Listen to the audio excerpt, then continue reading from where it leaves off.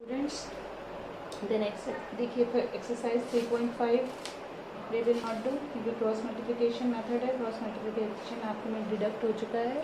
So move to exercise 3.6।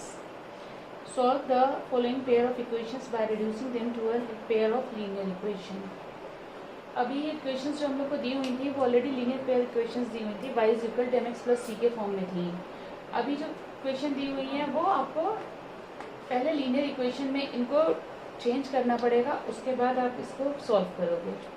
So what is here, the x और y is in the form of a fraction. x और y जो है वो fraction के form में है, तो हमें क्या करना पड़ेगा, लेट 1/x कोई भी अदर वेरिएबल इसको सपोज कर लें, सपोज a सपोज कर लिया, and 1/y is equal to b। तो ये इक्वेशन हमारी लीनियर पेयर में कन्वर्ट हो जाएंगी। तो 1/x is equal to a, that means it will be a by 2 plus b by 3 is equal to 2। यहाँ से आप एलसीएम लीजिए, 3 और 2 का एलसीएम हो गया 6, 3a plus 2b is equal to 2।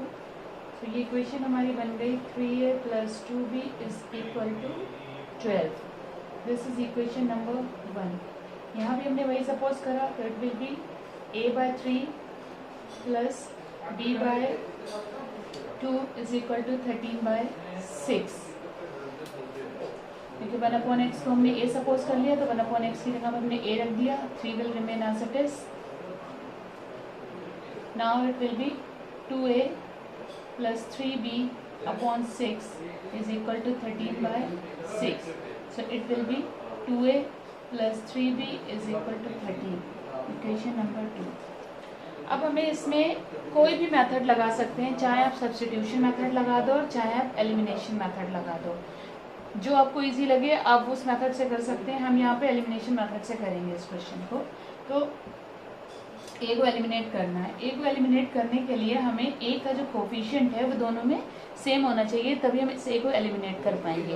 तो ए का जो कोफिशिएंट है यहाँ पे 3 है और यहाँ पे 2 है, तो हम क्या करें ऐसा कॉमन, अगर हम इस इक्वेशन को 2 से मल्टीप्लाई करते हैं और इस इक्वेशन को 3 से मल्टीप्लाई करते हैं, तो ये इक्वेशन बन जाएगी 6a plus 4b is equal to 24, और ये इक्वेशन बन जाएगी 6a plus 9b is equal to 39।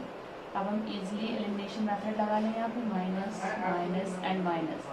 4 में से 9 गया, it will be minus 5b and 24 minus 39 will be minus 15, which implies that b is equal to 15/5 एंड b is equal to 3।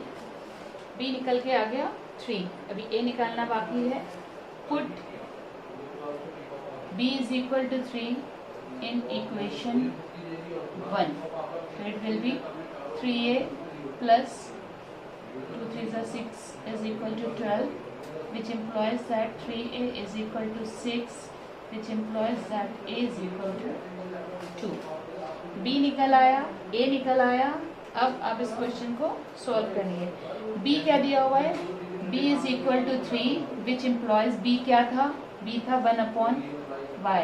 1/y is equal to 3, that means y is equal to 1/3।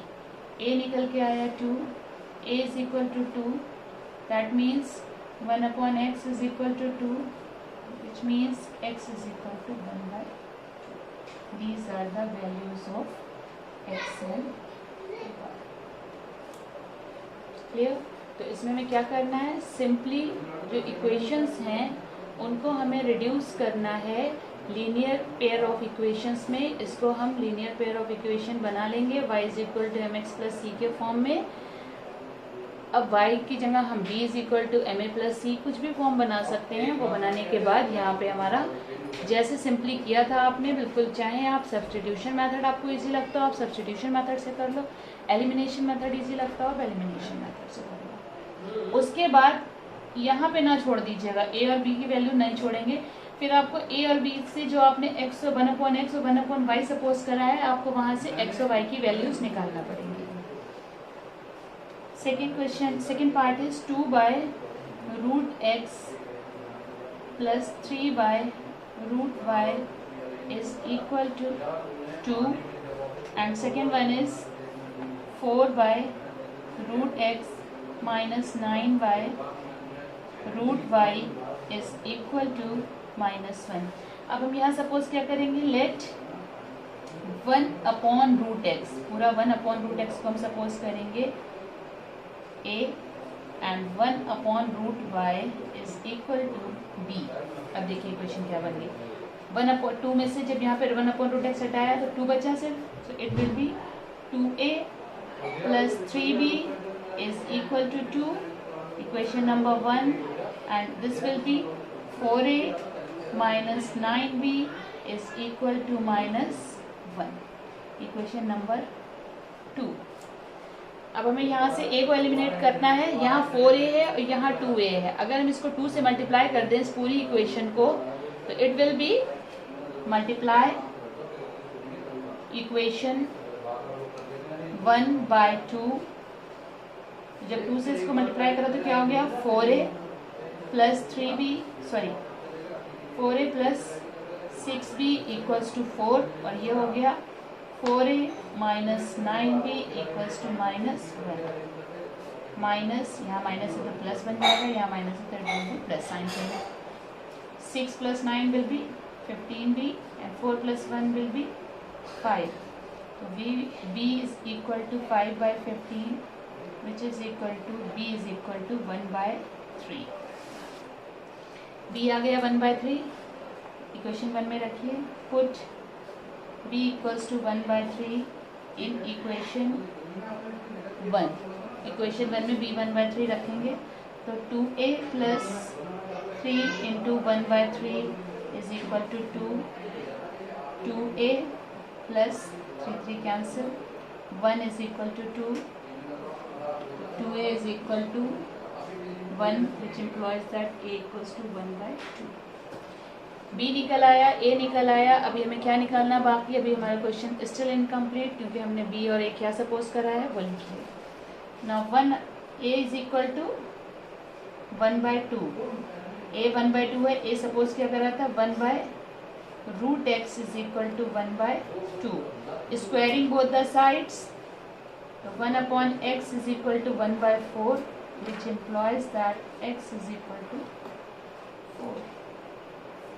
Same way b is equal to 1/3, b क्या है 1/√y is equal to 1/3, तो फिर हम वही करेंगे, y is equal to 9, so x is equal to 4 and y is equal to 9। These are the values of x and y in this question। Now third part of this question is 4/x plus 3y is equal to 14 and 3/x minus 4y is equal to 23। अब देखिए यहाँ पे y जो है वो normal form में है, हमारे न्यूमरेटर फॉर्म में है और सिर्फ x फ्रैक्शन में दिया है, तो सिर्फ हम x को सपोज करेंगे और y will remain as it is.